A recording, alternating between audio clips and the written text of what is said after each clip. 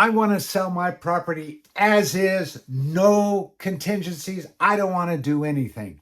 Okay, what does that mean? Well, this is William Smith with the William Smith Luxury Group at Coldwell Banker Realty in Carmel, California, to explain that the California Association of Realtors contract that's been revised most recently on June 2022 is a as-is contract for the most part, with the exception of two paragraphs. Paragraph 10A and 10B. And what is that? Governmental retrofit, governmental requirements due on transfer, and they have to do mostly with city reports, with sewer lateral inspections, with toilet retrofit. That's big here on the Monterey Peninsula, with another layer of government, the Monterey Peninsula Water Management District. All of these things that the government requires at time of sale are very important to pay attention to when a seller receives an offer from a buyer who is buying this property as is, supposedly. So there are three choices on that contract for the summary page. And the first three pages has a great set of summaries. And the check marks on 10A and 10B are seller expense, buyer expense, or both.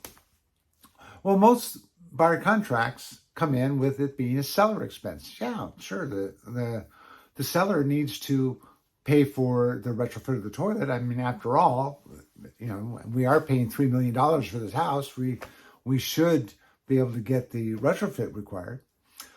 Okay, that's fair enough. But what if there's something on that 72-year-old house that was done without proper permits, or there's a violation, or there's something in the records that maybe even the seller has no idea that's uncovered during the escrow? If it's a seller expense, then the seller has already agreed to pay for anything that shows up as a violation for a government requirement. If it applies to any of the government requirements in 10A and 10B of the contract, the seller has signed a blank check for that repair. So my recommendation, not always popular with buyer agents, is I make that a buyer expense. So that means the buyer pays for anything that's turned up, and they pay for that retrofit of those toilets. And there is a opportunity for the buyer to inspect to find out exactly what that means. Or we put a limit. Let's say we put a limit of $1,200 for 3 toilets. Well, that pays for an installed Kohler from Home Depot. It doesn't pay for $1,000 Toto, and it may be not color matched. It might just be a plain white toilet, and all of a sudden the buyer's going to do a remodel of that 72-year-old house, and they're going to change the toilet anyway. My recommendation is to let the buyer choose what they want. And if there is a violation or permit issue or something that's turned up that has an expense, there is an inspection period, and there's a document called Request for Repairs. And at that point, these government requirements can be addressed that weren't known at the time that the seller and the buyer agreed to this contract, with the buyer paying for those expenses. Because most escrows, those expenses are limited to toilet retrofit, maybe shower heads, which you get for free from the Monterey Peninsula Water Management District, and the costs are minimal. But when they become major, you need to make sure that there's a cap on it if you represent the seller. So sellers, make sure that you don't have an open-ended contract for government requirements that show up that you may not be expecting. Sewer lateral in Pacific Grove, Carmel, and Monterey can run between $8,000 and $15,000 pretty normally. And if you weren't expecting that expense, that is a reason for you to be concerned. Of course, getting back to what sellers should be doing, you should have all the retrofit done if it's a house that's been remodeled before the buyer even sees the house. Now, if it's going to be remodeled and you're selling it as is, and somebody is going to remodel it, it doesn't make sense to spend money on things that are going to be replaced.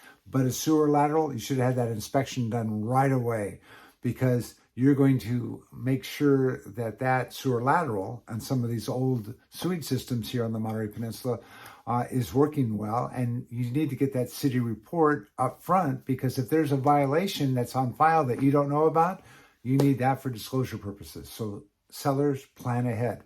And if you're out where there's septic tanks, I strongly recommend that you get that septic tank inspected. Usually there's repairs that go along with it that are recommended when you have it drained, and now you can see what needs to be repaired. Maybe the inspection and the draining of the septic system costs $500 and the repairs cost $600. You have an $1,100 bill, but at least you have a certified septic inspection, and that helps when it comes to meeting requirements of the government, because the health department is a government agency. So there are some things that you need to pay attention to. And guess what?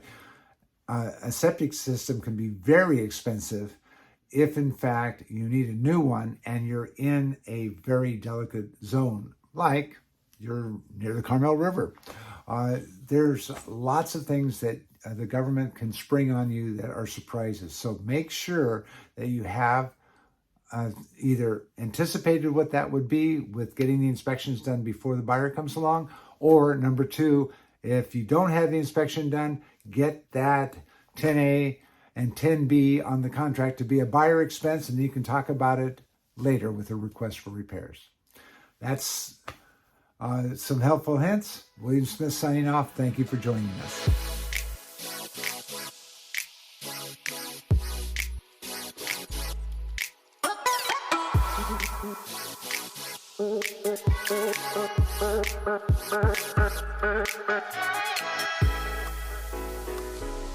The